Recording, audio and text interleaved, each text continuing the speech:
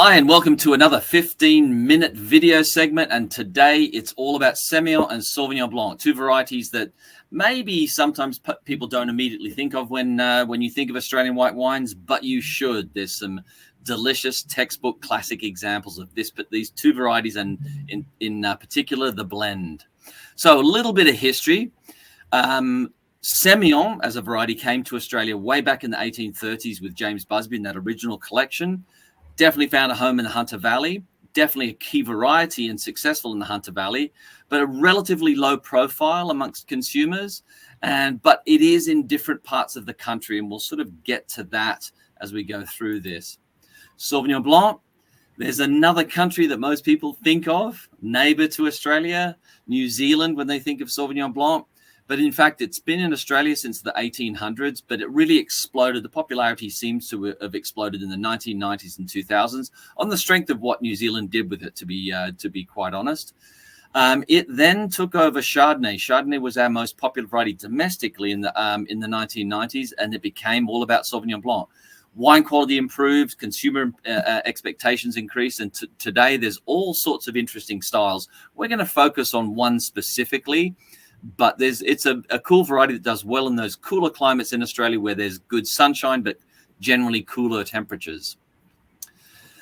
Then you've got this perfect sort of pairing, and we're going to specifically talk about Margaret River in a moment, but these two varieties just seem to work very, very well together. The Margaret River was established back in the 1960s, so in the grand scheme of Australian wine regions, it's quite a newcomer, if you like, only 50 plus years old. But the opportunities were seen for Semillon Sauvignon Blanc because the comparisons to Bordeaux, gravelly soils, maritime climate, Cabernet was doing really well there. Hugely successful. It's really one of the signature styles. Now, we don't see as much of it here in the export markets, but certainly in Australia. And when you're in Margaret River, that's your daily sort of day-to-day white wine that you're going to be drinking. So two varieties, obviously inherently complementary. There are a couple of different styles. Margaret River is a region located way over on the west coast of Australia. We're influenced by two oceans, Southern Ocean and the Indian Ocean. So very much a maritime climate, and the comparisons to Bordeaux were recognized very early. And hence these two varieties that are traditionally blended in Bordeaux obviously did very well. When it comes to the winemaking, I'm going to get our guest speaker, Nick Bowen, to jump on in a couple of seconds here. But there are two styles that have emerged. There's the fresh forward unoaked styles and the more sort of potentially age-worthy but a richer sort of oak-influenced versions. And we'll bring Nick on because he is beaming in the middle of harvest, which I'm very appreciative of, beaming in from Margaret River. And let me remove this. Good to see you, Nick. Thank you for taking time out of a busy time of year. I know people hate me at this time of year. They're happy to do things, but it's like, dude, I've got a million things to take care of this morning. But happy to have you here, mate. No worries. Thanks for the opportunity, Mark. Yeah, it's nice and early here, so I've got a small window of opportunity before I go off and taste the ferments. But yeah, we're in the depths of our 2021, 22 vintage. 22, that's right. Time flies. Yeah, it does. So this style now, presumably the identification of Margaret River having some comparisons to Bordeaux is why they were planted, or was that just by happenstance or luck, or was it the Bordeaux connection originally, you think? I think it very much Bordeaux was the probably main inspiration for these varieties going into the ground in those early days. Professor Olmo, who had really started to do some professional soil analysis and geographical analysis of the regions within Western Australia, identified the southwest corner as having quite close links to Bordeaux. And that originally did start off down in the Mount Barker region in the Great Southern, but those comparisons were drawn even closer, I think, when we started looking in the Margaret River region, given its sort of closer proximity and greater maritime influence than the further southern Mount Barker region. So Semillon and Sauvignon Blanc are varieties that ripen relatively early and really enjoy moderate climates, and we're lucky enough to have not a huge diurnal shift from the heat of the day to the sort of relatively balmy nights because of that moderating influence of the oceans all around us. And we really are almost surrounded on three sides with ocean.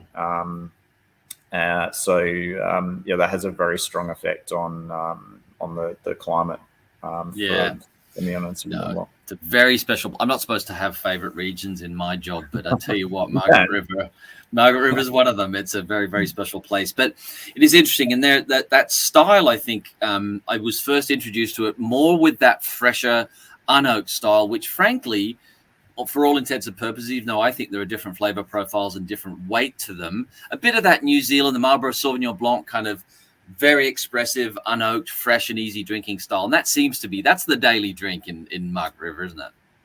Yeah, very much. And I suppose those blends tend to be a little bit more heavily weighted towards Sauvignon Blanc, chasing that punchy, probably tropical-based fruit profile with certainly a subtle sort of green capsicum and sort of leafy type aromatics over the top of those wines. They're crisp, they're crunchy, they're made to be drunk mostly in Western Australia. I think a large amount of the ones we do produce are sort of consumed within Western Australia, and then to more of a scent on the eastern seaboard, not so much in South Australia. And that really lends itself well to the lifestyle that we have, which is, it hugs the coast. So these wines come from close to the coast. Our lifestyle is largely hanging out at the beach, going fishing, going looking for all kinds of different seafood off the coast. We're really lucky to have things like, fantastic blue swimmer crabs and oysters and abalone, at arm's reach. That kind of cuisine really matches well with this fresh and crunchy, tropical driven fruit styles for a sort of an everyday drink. And then I suppose as we move into the more serious ones, that's where we start to get a bit more complexity. So then you've got the other style. So correspondingly, you've got the other style, which, I don't always like to make the sort of European comparisons, but there seems to be that sort of the emulation of what's happening in Pessac Léognan or Grave in Bordeaux, which is oak aged, which I think some of those you can drink pretty young, but they are certainly meant for putting down and cellaring for maybe a year or two before release. Yeah, absolutely. And I've worked in Pessac Léognan. I've got fond memories of crushing Semillon and Sauvignon Blanc from that region. And I suppose they tend to be wines that are picked just a little bit earlier than probably what we would here, given the climate. They get a little bit more ripeness at a lower sugar level, right. And the acidity is always really high. And I suppose that natural acidity tends to lend itself well to a wine that will age for a longer, but also a wine with a bit more complex fruit flavors of high quality is able to handle some of these more complexing techniques, such as barrel fermentation or a little bit of skins contact, a little bit of carbonic maceration at times as well. So there's all of these new techniques, older new techniques that we're using just to build layers of complexity into those wines, which tend to have the acid and the fruit line to be able to support that. So, but with a little bit more weight and texture, and that's usually what I'm seeing in those wines. I love them. I love that style as well. I'm a bit of a soft spot for that style. Yeah. So I suppose where those wines sit in terms of consumption is you suppose you have your crisp and crunchy, which will be your everyday wine to have with a stir fry or some of that fish that you've caught on the weekend, and the more complex styles with better acid line are wines that you can sort of drink, I suppose, further into the meal as well, or with slightly richer foods, more complex dish, white meats and whatnot. Yeah. So yeah, there's a place for these wines at the dinner table. Yeah, no question. No, I'm a massive fan, and I drink my fair share of Semillon and Sauvignon Blanc blends from Western Australia here in North America where I live, but certainly I see more of it a little bit in restaurants and what have you, like you say, on the East Coast and on the West Coast. Now, this is a variety, as I've mentioned, it's grown in different places. I don't really think we do the Sauvignon Blanc blend very much outside of where you're based, Margaret River, and maybe a little bit in Great Southern. But just talking about those two varieties separately, Semillon, what else do you like to drink? I know you're supposed to say you just love where you work and where you drink now, but I know you've worked in other parts of Australia. But if you're drinking Semillon, where would you go?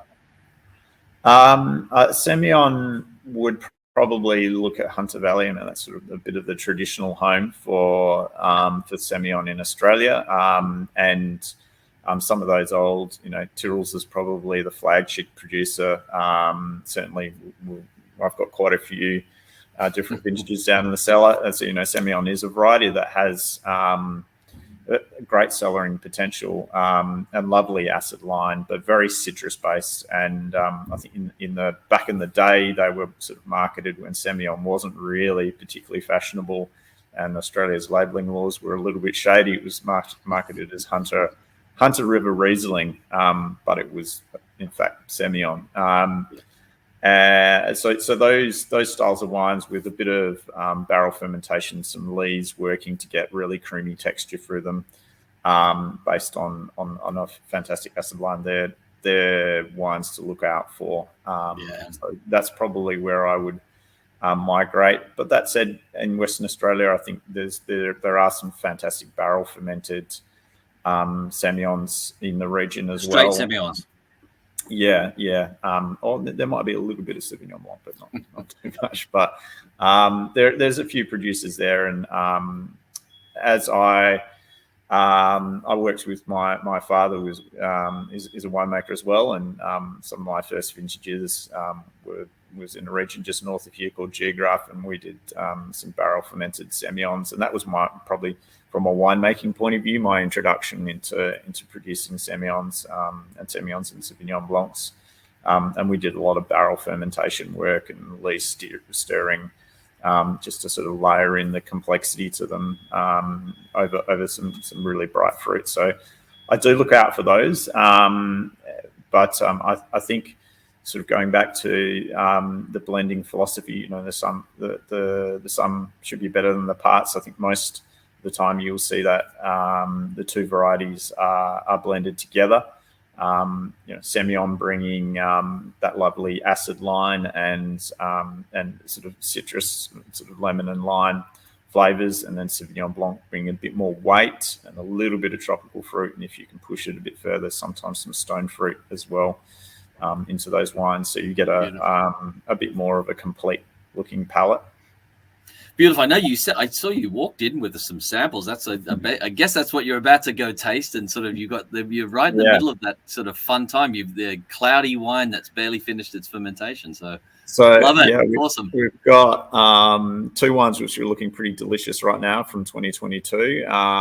This wine, the cloudy one, is a Sauvignon Blanc from Southern Margaret River. So Southern Margaret River tends to be a little bit cooler than obviously the north, and Sauvignon Blanc's more sort of herbaceous characters are really well retained in that region. So that's fermented in stainless steel. I don't know if we can quite pick up that lovely green tinge you get. Yeah, you get a little bit. It's showing through a little bit. Yeah, that's what I really look for in Sauvignon Blanc when we're coming through vintages, that we got a nice crisp green color, and that should really translate through to the finished wine.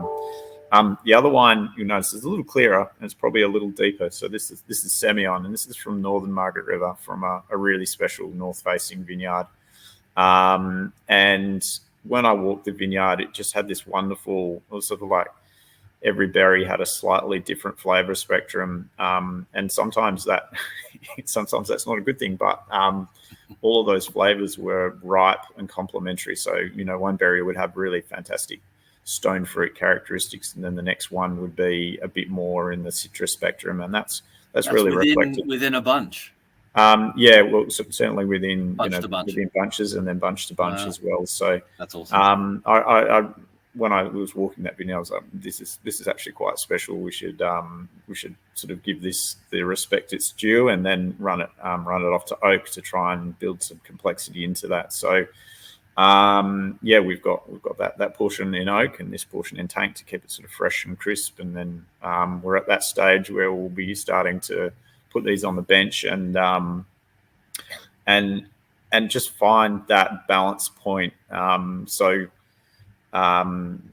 It's certainly about, and there are a few other components that will sort of go into the wine that we're making, and that one's, pardon me, just behind. So this is our Howard Park. That's what it'll go into.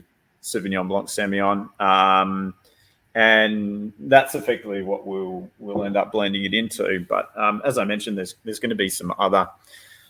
We really like to play, and I do talk a bit about having a spice rack available to me. So things that we can just add subtle influences into the base blend of wine. So this year we've got a whole range of different skins contact wines.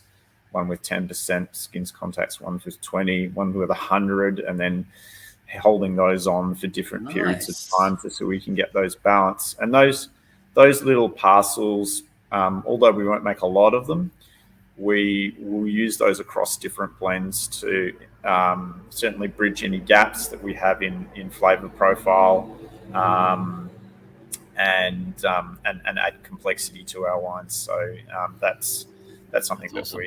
We love to have at our disposal. There's lots of different techniques. Well, brilliant, mate. I'm going to let you get back to what you have to do, because you're right in the thick of things. I appreciate you taking the time. And for those of you tuning in, it's, think about this. I mean, to me, I love that very juicy, fresh style, because I'm the kind of person that while I'm deciding what wine I'm going to have every night, I like to have a glass of wine while I'm thinking about it. And I think that crisp sort of Semillon Sauvignon Blanc is absolutely ideal. Never mind having it with oysters. It's a great contemplation wine. What am I going to drink after this kind of wine? But anyway, thanks, Nick. Thanks for your time. And thank you all. Get out and enjoy Western Australian Sem Sauvignon Blanc.